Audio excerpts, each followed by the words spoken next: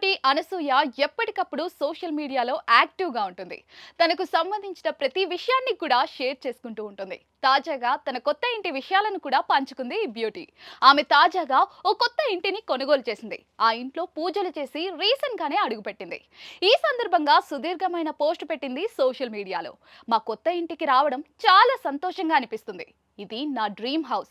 ఎప్పటి నుంచో ఇలాంటి ఇంటిని కట్టుకోవాలని అనుకున్నాను. ఇప్పుడు ఆ కల తీరిపోయింది. నాకు హనుమాన్ అంటే చాలా ఇష్టం. చిన్నప్పటి నుంచి ఆయననే ఆరాధిస్తాను. మా నాన్న ఎప్పుడూ ఓ విషయం చెప్పేవారు.